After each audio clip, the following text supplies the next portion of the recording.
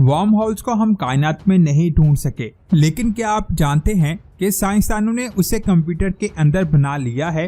30 नवंबर 2022 को nature journal में एक आर्टिकल पब्लिश हुआ जिसमें ये बताया गया कि साइंसदानों की एक टीम ने एक क्वांटम कंप्यूटर की मदद से वर्म होल को बनाया है, जिसके जरिए हम एक साइड से दूसरी साइड में इंफॉर्मेशन को भेज सकते हैं। इसके साथ ही इन्होंने फिजिक्स के दो बहुत ही अहम पिलर्स को एक करने की कोशिश की है। ये दो पिलर्स क्वांटम मैकेनिक्स और थ्योरी ऑफ रिलेटिविटी हैं। ये कहानी शुरू होती है 1935 से। अल्बर्ट आइंस्टाइन और उसका असिस्टेंट रोशन मिलकर एक रिसर्च पेपर पब्लिश करते हैं। इस रिसर्च पेपर का नाम था आइंस्टाइन रोशन। इस पेपर में आइंस्टाइन अपनी थ्योरी ऑफ रिलेटिविटी को स्पेस टाइम और ग्रेविटी से निकालकर पूरी कायनात पर अप्लाई करना चाहता था। इसको थोड़ा आसान अल्फाज में समझते हैं। आइंस्टाइन की थ्योरी ने फिजिक्स की बहुत सारी प्रॉब्लम्स को हल किया है। इसके अलावा भी इसकी बहुत ज्यादा एप्लीकेशंस हैं। इसी थ्योरी ने स्पेस टाइम को समझकर रिकॉर्ड बना लिया था। आज तक बहुत सारे लोगों ने इसको गलत साबित करने की कोशिश की है, लेकिन ये थ्योरी हमेशा से सही साबित हो जाती है। लेकिन एक जगह पर यह सही साबित नहीं हो पाती। क्वांटम वर्ल्ड में थ्योरी की कोई भी जगह नहीं है। ER पेपर के जरिए आइंस्टाइन और रोशन ने स्पेस टाइम के एक ऐसे कर्व को इमेजिन किया था जो स्पेस के दो मुख्तलिफ पॉइंट्स के दरमियान इंफॉर्मेशन ट्रांसफर कर सके, वो भी लाइट की स्पीड से भी तेज। और इसको ही आइंस्टाइन रोशन ब्रिज नाम दिया गया, जिसको आज हम वर्म होल के नाम से जानते हैं। इसमें उन्होंने क्वांटम इंटेंगलमेंट को एक्सप्लेन करने की कोशिश की है। जैसे कि आप जानते हैं कि क्वांटम इंटेंगलमेंट का कनेक्शन सीधा क्वांटम मैकेनिक्स से है। इसमें तो पार्टिकल्स स्पेस में करोड़ों लाइट ईयर दूर होने के बावजूद भी एक दूसरे से जुड़े रहते हैं। कुछ इसी तरह जब हम पार्टिकल A में मेजरमेंट करते हैं तो कुछ इन्फॉर्मेशन पार्टिकल B तक खुद ब खुद पहुंच जाती है। ERP पेपर के पब्लिश होने के सिर्फ 2 महीने पहले EPR पेपर आया था। इस पेपर को आइंस्टाइन, पोडोस्की और रोशन ने मिलकर लिखा था।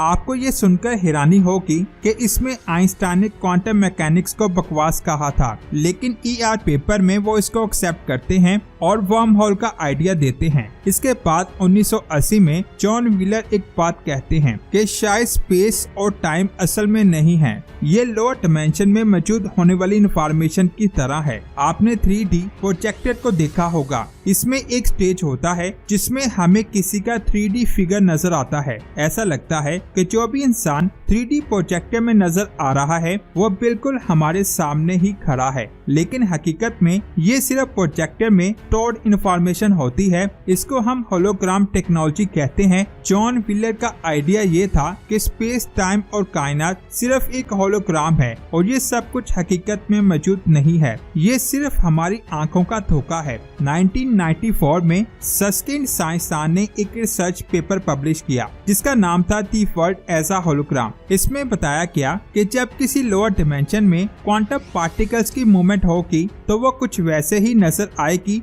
जैसे थ्योरी ऑफ रिलेटिविटी में बताया कि किसी स्पेस टाइम रीजन की होती है। और भी बहुत सारे साइंसदानों ने अपनी थ्योरीज में ये दावा किया है कि लोअर डिमेंशन में अगर हम क्वांटम पार्टिकल्स को अज्यूम करें और उसका कोई होलोग्राफिक वर्जन भी हो तो वो कुछ हमारी कायनात की तरह होगा। इस आइडिया को हम होलोग्राफिक ड्युअलिटी कहते हैं। 2018 में कैलिफोर्निया इंस्टीट्यूट ऑफ टेक्नोलॉजी की मारिया इस आइडिया को एक्सपेरिमेंट के जरिए साबित करने का कहती हैं। वो और उनकी टीम गूगल के पास जाते हैं और वहां पर गूगल के साइकैमोर कंप्यूटर को यूज करने की परमिशन लेते हैं। साइकैमोर एक स्मॉल स्केल क्वांटम कंप्यूटर है, यानी ये बहुत बड़े प्रोजेक्ट्स के लिए नहीं बना, लेकिन फिर भी अपनी कैटेगरी में बहुत पावरफुल समझा जाता है। 2019 में साइकैमोर ने एक टास्क को सिर्फ 200 सेकंड में ही पूरा कर दिया था। कहते हैं कि अगर इसी टास्क को क्लासिक सुपर कंप्यूटर से किया जाए तो इसमें 10,000 साल का टाइम लग जाता है। अब आप सोच रहे होंगे कि आखिर मारिया और उनकी टीम ने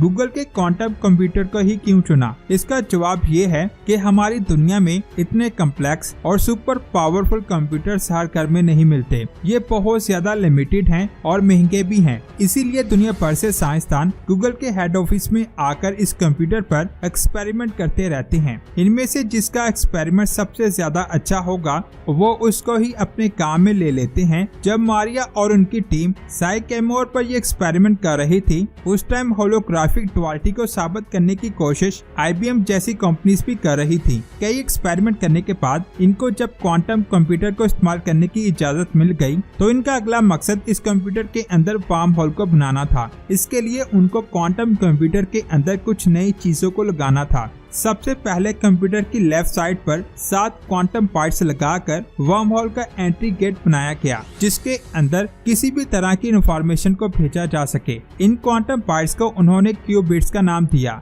इस कंप्यूटर की राइट साइड पर भी क्वांटम बिट्स लगी होती हैं। अब राइट साइड वाली क्वांटम बिट लेफ्ट साइड वाली क्वांटम बिट से जुड़ती हैं। जिस तरह लेफ्ट हैंड साइड वाली बिट्स में हम दाखिल हो सकते हैं, इसी तरह राइट साइड वाली बिट बाहर आने का गेट है। साइंसदान लेफ्ट हैंड साइड वाली 7 बिट्स में से एक के पास एक नई क्यूबिट लगा देते हैं। इस 8वीं क्यूबिट्स को बाकी क्यूबिट्स के साथ जोड़ा जाता है तो इसकी इंफॉर्मेशन इन 7 क्यूबिट्स में ट्रांसफर हो जाती है और फिर 8वीं क्यूबिट इनके सेंटर में चली जाती है। अब यहाँ पर इनको एक नेगेटिव एनर्जी की जरूरत है, क्योंकि किसी भी वर्म होल को स्टेबल रखने के लिए नेगेटिव एनर्जी की जरूरत होती है। ऐसे वर्म होल्स को ट्रैवर्सेबल वर्म होल्स कहते हैं। अगर हम यहाँ पर ग्रेविटी की बात करें तो ये नेगेटिव नहीं हो सकती, लेकिन क्वांटम इंटेंगलमेंट के साथ ये प्रॉब्लम नहीं है। इलेक्ट्रिक और मैग्नेटिक फील्ड दोनों ही पॉजिटिव और नेगेटिव हो सकती हैं, तो हम यहाँ ये अज्यूम कर सकते हैं कि एक ऐसी फील्ड होती है जो वर्म होल में नेगेटिव पोल्स को क्रिएट करके उसे स्टेबल रखती है। लेकिन मारिया और उसकी टीम तो एक्सपेरिमेंट कर रहे थे,